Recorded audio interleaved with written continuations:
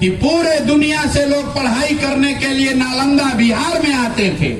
ये वो धरती है जहां से 1500 साल तक पूरे भारत पर शासन चलता था। आप में से जितने होशियार लोग हैं, किसने जिंदगी में एक बार भी पढ़ाई के लिए वोट किया है तो बताइए। यही आपके दुर्दशा का कारण है। मेरे भाई, अगर आप अपने बच्चों की चिंता नहीं कीजिएगा, अपनी समस्या के ऊपर वोट नहीं कीजिएगा, तो लिख कर रखिए, दुनिया में कोई आदमी आपके बच्चों की चिंता नहीं करेगा। तो कैसे सुधरेगा? नहीं सुधर सकता। लोग बता रहा है कि प्रशांत किशोर आए हैं, बड़ा होशियार है, सुधार देंगे। हम आपको बता रहे हैं, जो आदमी आता है यही कहता है कि हमको वोट दीजिए, हम आएंगे तो सुधार देंगे। मैं आपको बता रहा हूं, एक प्रशांत किशोर को छोड़िए, अगर 10 प्रशांत किशोर आएंगे तब भी ये सुधरने वाला नहीं है। ये है, इस अवसर पर हम मैथिली शरण गुप्त जी के ही कुछ पंक्तियां को आपके बीच रखना चाहेंगे। जो भरा नहीं है भावों से, जिसमें बहती रसधार नहीं, वह हृदय नहीं है, पत्थर है, जिसमें स्वदेश का प्यार नहीं। कहा गया है, मैथिली शरण गुप्त ने इस प्रकार से स्वदेश प्रेम की भावना हमारे देश में बहाई थी। जनसुराज के जो सूत्रधार हैं, उनका यह डिमांड है कि हमारा बिहार जो पिछड़ा हुआ है और इस पिछड़ेपन को हम दूर कर सकते हैं, और इसे दूर करने के लिए हमारे पास एक विचार है, हमारे पास इसका एक सलीका है, इसका एक तरीका है। ये जो सलीका और तरीका बताने आए हैं, तो आप तो इनके मुखारबिंद से सुनेंगे ही। हम कहना चाहते हैं कुछ ये बात, जो इस धरती पर कोई भी कुछ लेकर नहीं आया है और कोई भी कुछ लेकर नहीं जाएगा। यदि आपको जिम्मेवारी मिलती है तो हम आशा ही नहीं, पूर्ण विश्वास के साथ कहना चाहते हैं कि आप अपनी जिम्मेवारी को बखूबी निभाएं। भले ही जनसुराज अभी कोई राजनीतिक दल नहीं है, लेकिन जनसुराज ने जो नारा दिया है वह गांधी से मिलता हुआ नारा है, जन स्वराज और जनसुराज। यहाँ जितने लोग आए हैं, ज्यादातर लोगों का आधा से ज्यादा उम्र तो बीत गया। हमारा उम्र है 45 साल, आधा से ज्यादा उम्र तो हमारा बीत गया। अरे अपने लिए नहीं जगिएगा तो कम से कम अभी से भी जाति, धर्म, नाली, गली और 5 किलो अनाज पर वोट देना बंद कीजिए। नहीं सुधरिएगा तो लिख कर रखिए, कोई भी आदमी दुनिया में बिहार का विकास नहीं कर सकता जब जनता विकास चाहती ही नहीं है। 5 वर्ष बैठ के आप गाना गाते हैं, भैया सड़क नहीं है, भैया रोजगार नहीं है, स्कूल नहीं है। अभी वोट होगा तो 4 को बात याद रहेगा, चलो रे भैया कौन हमारा जात का खड़ा है, उसी को वोट देना है। जो जात से बचा वो हिंदू मुसलमान बनकर वोट देगा। जो दोनों से बच गया तो लालू जी के डर से भाजपा को, और भाजपा के डर से लालू जी को। यही 4 चीज बिहार के आदमी को मालूम है। वोट के दिन यही 4 गो बात है, जात पर देगा नहीं तो धर्म पर देगा, दोनों से बचेगा तो लालू जी के डर से भाजपा को जाके दे देगा, और जितना मुसलमान भाई लोग है, लोग जाके भाजपा के डर से लालू जी को दे देगा।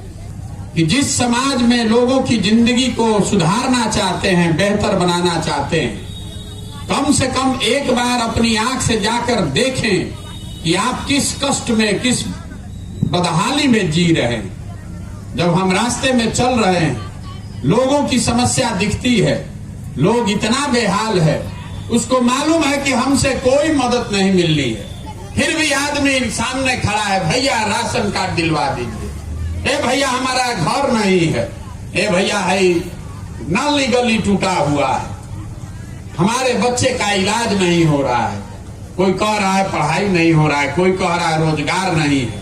ये सब बात लोग बता रहे हैं, हम अपनी आंख से भी देख रहे हैं।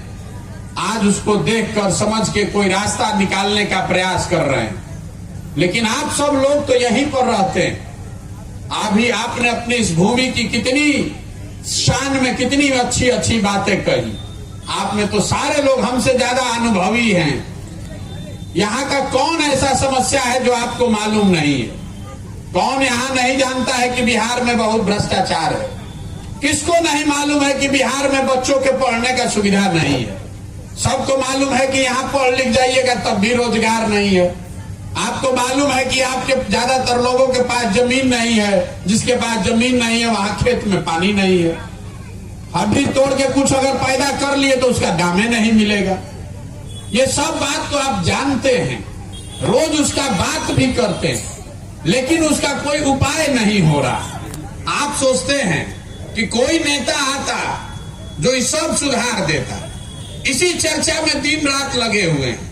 जहां 5 गो आदमी बैठा बिहार में, घर में, दलान में, खेत खलिहान में, चौक चौराहा पर, चाय के दुकान पर, जहां 5 गो आदमी बैठेगा यही बतियाएगा कि कौन नेता अच्छा है, कौन खराब है, किसको वोट दें, किसको नहीं दें। हम आपको बताने आए हैं भैया, किसी नेता का शिकायत करने से आपका जिंदगी नहीं बदलेगा। हम किसी का शिकायत नहीं करते। आप तो उल्टा गाड़ी पर बैठ गए। मान लीजिए कि नेता जो कह रहा है कि उसने काम किया, सबको सही मान लीजिए। ये काहे के लिए आपस में लड़ रहे हैं कि मोदी अच्छा कि लालू अच्छे। ये मान लीजिए कि भाई कांग्रेस ने 40 वर्ष बहुत अच्छा काम किया। ये भी मान लीजिए कि लालू जी के राज में 15 साल में गरीबी और गरीबों को, पिछड़ों को आवाज मिल गया। यही ना दावा कर रहे हैं, मिल गया। मान लीजिए कि नीतीश कुमार के राज में सड़क और बिजली आ गया। ये भी मान लीजिए कि मोदी जी के प्रधानमंत्री बनने से भारत का बड़ा कल्याण हो गया। लेकिन अगर सबके बात को सही मान भी लिया जाए तो भी कोई इस बात से इनकार नहीं कर सकता है कि बिहार देश का सबसे गरीब, सबसे पिछड़ा, सबसे ज्यादा भूखमरी और बेरोजगारी वाला राज्य है। ये तो बात से कोई इनकार कर ही नहीं सकता। तो पहले आप ये न समझिए कि आप किसी को वोट दीजिएगा। ये सुधर क्यों नहीं रहा? सुधर इसलिए नहीं रहा है कि जो गरीबी से निकलने का रास्ता है आप उसको देख ही नहीं रहे। दुनिया भर के जो विद्वान हैं उन्होंने गरीबी से निकलने का 3 ही रास्ता बताया। पहला रास्ता बताया पढ़ाई। अगर आपका बाल बच्चा पढ़ लिख जाए, पढ़ लिख के अपना जिंदगी आप सुधार सकते हैं। दूसरा रास्ता लोगों ने बताया जमीन। अगर आपके पास खेती लायक जमीन हो तो खेती किसानी करके भी आप अपना जीवन सुधार सकते हैं। और तीसरा रास्ता लोगों ने बताया पूंजी, पैसा। अगर आप पढ़े लिखे नहीं हैं, जमीन नहीं है, कोई बात नहीं है। अगर आपके पास पैसा है तो कोई छोटा मोटा रोजी रोजगार, दुकान व्यापार करके अपना जिंदगी सुधार सकते हैं। बिहार में अगर आप ध्यान से देखिएगा तो 2/3 से ज्यादा आदमी, 100 में 75 से ज्यादा आदमी के पास ही तीनों में तीनों चीज नहीं है। यहाँ जो गरीब लोग हैं, आपके बच्चों के पढ़ने का सुविधा है ही नहीं। आपका बच्चा जाता है पढ़ने तो पढ़ाई नहीं कर रहा है, पिलुआ वाला खिचड़ी खा के घरे आ रहा है। आप में से कुछ पैसे वाले लोग हैं जो अपने बच्चों को प्राइवेट स्कूल में भेज रहे हैं, तो भैया उसका भी कल्याण नहीं होना है। आप अपने बच्चे को स्कूल में प्राइवेट भेज दीजिएगा, लेकिन कॉलेज तो सरकारी में ही जाना पड़ेगा। तो बिहार में स्कूलों में पढ़ाई खाली नहीं हो रहा है, कॉलेज में भी पढ़ाई नहीं हो रहा है। स्कूल में खिचड़ी बट रहा है और कॉलेज से डिग्री बट रहा है। पढ़ाई दोनों में कहीं नहीं हो रहा है। तो ज्यादातर लोगों के बच्चों के पास पढ़ने का सुविधा नहीं है। तो मान लीजिए पढ़ाई नहीं है, जमीन से काहे नहीं सुधरे? खेती तो आप लोग करते हैं, खेती करने वाले लोगों की दशा क्यों नहीं सुधर रही है? वो इसलिए कि बिहार में 100 लोग जो रहते हैं, 100 में 60 आदमी के पास 1 इंच जमीनें नहीं है। यहाँ गरीब के नाम पर राजनीति हुआ, लेकिन भूमिहीन आदमी को सरकार ने जमीन नहीं दिया। 100 में 60 के पास जमीन है ही नहीं। जो 40 आदमी के पास जमीन है जो खेती कर रहा है, वो 40 में 35 आदमी ऐसा है जो 2 बीघा से कम का मालिक है। तो जो आप खेती देखते हैं बिहार में, ये कमाने वाला खेती नहीं है, ये खाने वाला खेती है। आपके खेत में वही पैदा हो रहा है कि आप और आपका बाल बच्चा का पेट भर जाए, उससे कमाने का जुगाड़ नहीं है।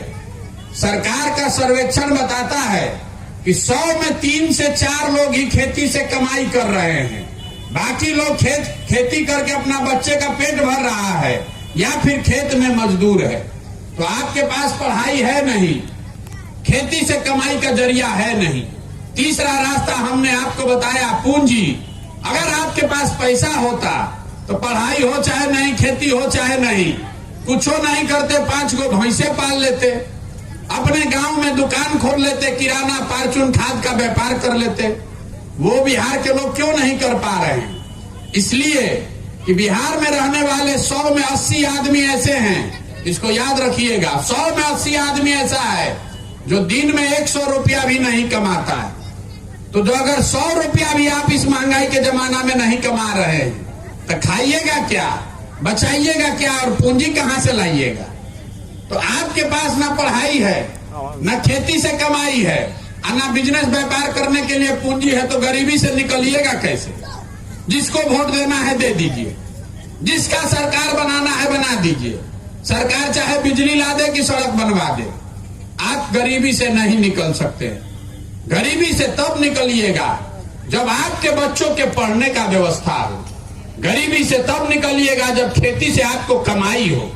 गरीबी से तब निकलिएगा जब घरे घर सरकार पूंजी पैसा दे ताकि आप रोजी रोजगार कर सके। तब आपका सवाल होना चाहिए कि अगर यही 3 रास्ता है तो बिहार में ये काम हो क्यों नहीं रहा? ज्यादातर लोग खड़ा होके कहेगा कि नेता यहाँ काम नहीं कर रहा है। भैया हम लोग वोट ठीक दे रहे हैं, नेता हम लोग को ठग रहा है। हम आपको बताने आए हैं, नेता आपको नहीं ठग रहा। अगर नेता आपको ठगता तो एक बार ठगता, दूसरा बार आप जान जाते, 2 बार ठगता, तीसरा बार आप जान जाते। आप तो 50 वर्ष से ठगा रहे हैं। इसका मतलब है कि रोग कहीं अलग है, रोग आपके पकड़ में नहीं आ रहा है। वो रोग क्या है हम वो आपको बताने आए। अभी आपसे 2 सवाल करेंगे, आपको अपने आप दिखेगा कि रोग कहाँ है। जितने लोग आप आए हैं ध्यान से बात सुन रहे हैं, आपसे हम 2 सवाल करेंगे, आपको जवाब देना है हाँ चाहे ना, हाथ उठा के। आप जरा सोच के बताइए, बिहार में और कुछ हो चाहे नहीं, सभी के बच्चों के पढ़ने की व्यवस्था होनी चाहिए कि नहीं होनी चाहिए? हाँ चाहे ना मुंह से बोलना है, होनी चाहिए कि नहीं होनी चाहिए? इतना बुझा रहा है ना भाई, होना चाहिए ना। सभी के बच्चों के पढ़ने की व्यवस्था होनी चाहिए ना। हम नहीं बोल रहे, आप बोल रहे हैं। अभी याद रखिएगा, कैमरा में रिकॉर्ड है। आपने कहा कि सभी के बच्चों के पढ़ने की व्यवस्था होनी चाहिए, क्योंकि आप इसके लिए किसी नेता का जरूरत नहीं है। आपको मालूम है कि अगर आपके बच्चे पढ़ लिख जाएंगे तो आपका जीवन सुधरेगा। तो अब जरा अपने अपने बच्चों का चेहरा याद कर लीजिए। सब आदमी अपने अपने बच्चों का चेहरा याद कीजिए और अपने बच्चों के नाम पर एक बार ईमानदारी से बताइए